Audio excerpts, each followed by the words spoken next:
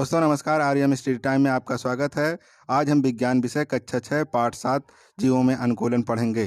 प्रश्न नंबर 1 है, सही विकल्प को छांटकर अपनी अभ्यास पुस्तिका में लिखिए। प्रश्न नंबर 1 के क में दिया हुआ है मेढक रहता है, अर्थात प्रश्न यह है कि मेढक कहाँ पर रहता है। विकल्प नंबर 1 है स्थल पर, विकल्प नंबर 2 है जल में, विकल्प नंबर 3 है जल तथा स्थल दोनों पर, विकल्प नंबर 4 है वायु में। तो इसका उत्तर होगा विकल्प नंबर 3, जल तथा स्थल दोनों जगहों पर मेढक रहता है। तो विकल्प नंबर 3 में आप सही का निशान लगा लेंगे। नेक्स्ट है खा। खा में दिया हुआ है मछली सांस लेती है। तो यहाँ 4 विकल्प दिए हुए हैं। विकल्प नंबर 1 गिल्स द्वारा, विकल्प नंबर 2 फेफड़े द्वारा, विकल्प नंबर 3 त्वचा द्वारा, विकल्प नंबर 4 पंखों द्वारा। तो इसमें विकल्प नंबर 1 सही होगा, गिल्स द्वारा। मछली किससे सांस लेती है? गिल्स के द्वारा सांस लेती है। तो विकल्प नंबर 1 में आप सही का निशान लगा लेंगे।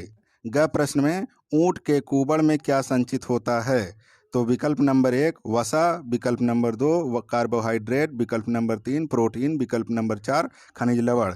तो विकल्प नंबर 1 सही होगा, वसा संचित रहता है। ऊंट के कुबड़ में क्या संचित रहता है? वसा संचित रहता है। तो इसलिए विकल्प नंबर 1 में आप सही का निशान लगा लेंगे। प्रश्न नंबर 1 के घ में दिया हुआ है नागफनी किस प्रकार का पौधा है, या नागफनी किस स्थानों पर उगता है।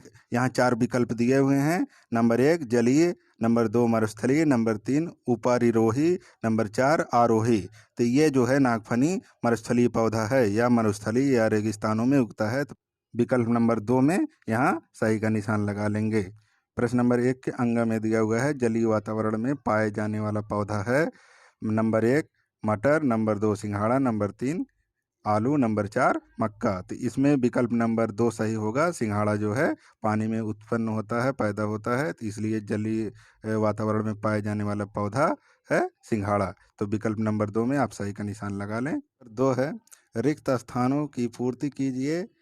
उत्तर है मेढक पानी में श्वसन त्वचा द्वारा करता है। तो जो खाली स्थान है इसमें क्या भरा जाएगा? त्वचा भरा जाएगा। खा है नागफनी एक मरुस्थलीय वातावरण का पौधा है। तो इसमें खा वाले में मरुस्थलीय वातावरण भरा जाएगा।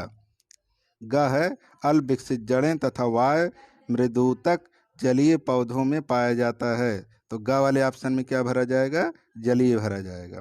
घ है आलू एक भूमि का पौधा है। तो इसमें जो है घ वाले में पौधा भरा जाएगा। और अंगा है पक्षियों की हड्डियां खोखली होती हैं। अंगा वाले में खोखली भरा जाएगा। प्रश्न नंबर 3 है सही कथन के आगे सही तथा गलत कथन के आगे गलत का चिन्ह लगाएं।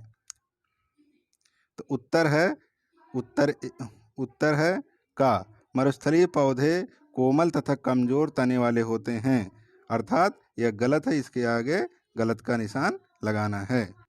ख है पक्षियों की हड्डी खोखली तथा वायु से भरी होती है।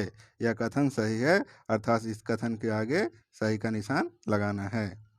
ग है मरुभिद पौधों में जड़ें अल्प विकसित होती हैं।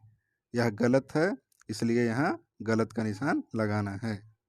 घ वाले में दिया है शरीर पर घने तथा लंबे बाल और त्वचा के नीचे वसा की मोटी परत ठंडे प्रदेशों में रहने वाले जंतुओं में वातावरण से अनुकूलन करने में सहायक होता है, अर्थात यह कथन सत्य है। इस पर सही का निशान लगा लें।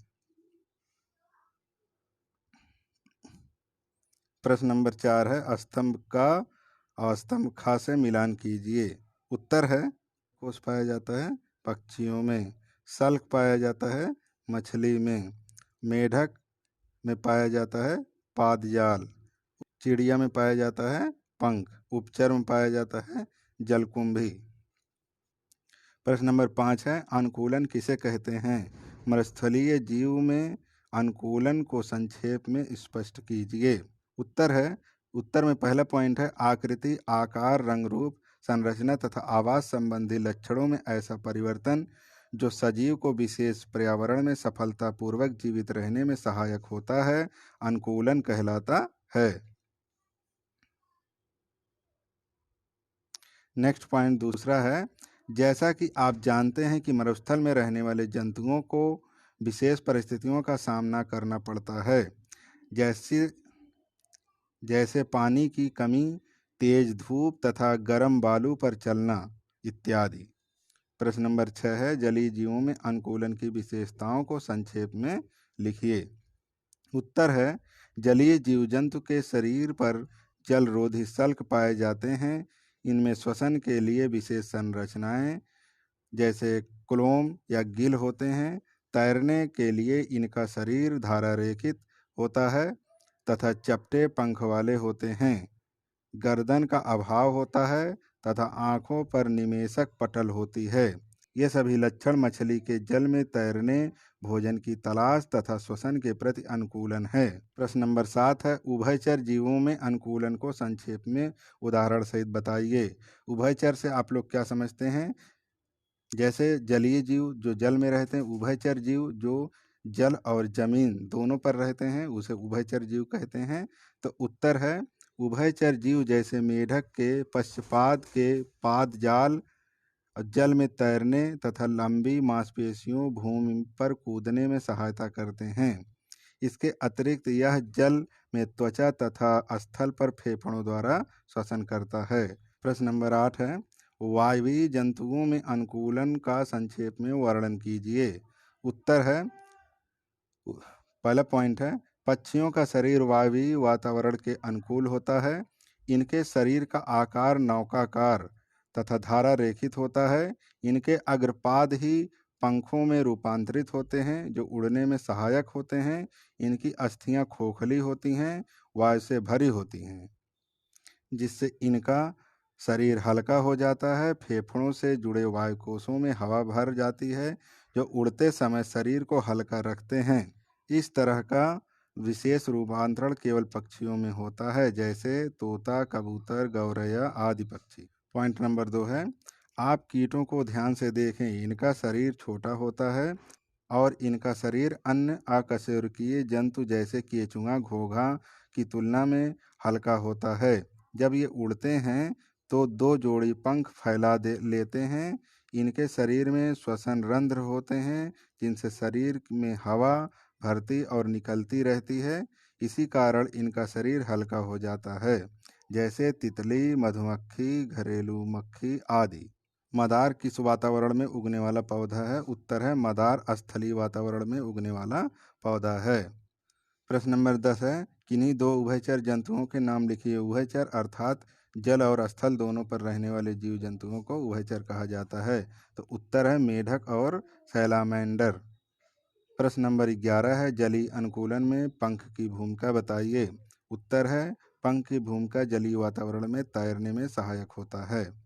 प्रश्न नंबर 12 है, अपने आसपास भ्रमण करके जलीय, स्थलीय, वायवीय पक्षियों एवं पौधों के नाम लिखिए। उत्तर है, जल में रहने वाले जीवों को जलीय जीव कहते हैं, जैसे मछली, सिंघाड़ा, जलकुंभी, कमल आदि। स्थल पर पाए जाने वाले जीव जंतुओं को स्थलीय जीव कहते हैं, जैसे गाय, बकरी, बैल, कुत्ता, बिल्ली, नीम, आम, अमरूद, महुआ आदि। आप जानते हैं कि भूमि पर अनेक प्रकार के वासस्थान हैं। कहीं जंगल तो कहीं पहाड़ हैं, कहीं पर भरे मैदान तो कहीं रेगिस्तान हैं। पौधे एवं जंतु रेगिस्तान में भी पाए जाते हैं। नेक्स्ट पॉइंट है, रेगिस्तान में पाए जाने वाले जीवों को मरुस्थलीय जीव कहा जाता है। ऊंट मरुस्थल में पाया जाने वाला जंतु है तथा बबूल व नागफनी मरुस्थल में उगने वाले पौधे हैं। नेक्स्ट पॉइंट है, कुछ जीव ऐसे हैं जो जल स्थल दोनों जगह पर रह सकते हैं, इन्हें उभयचर कहते हैं। तो इस प्रकार इस प्रश्न का उत्तर पूरा हुआ। प्रश्न नंबर 13 है, मरुस्थलीय अनुकूलन के लिए ऊंट में किस प्रकार की विशेषताएं पाई जाती हैं? ऊंट में जल संचय की क्षमता होती है। संचय अर्थात इकट्ठा करने की क्षमता होती है।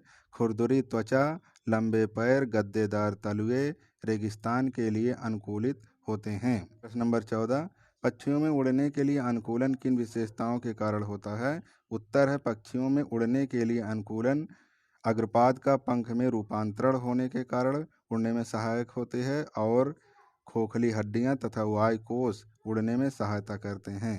इस प्रकार यह चैप्टर समाप्त होता है। हमें आशा है कि यह वीडियो आपको पूरा पसंद आया होगा। तो पूरा वीडियो देखने के लिए धन्यवाद।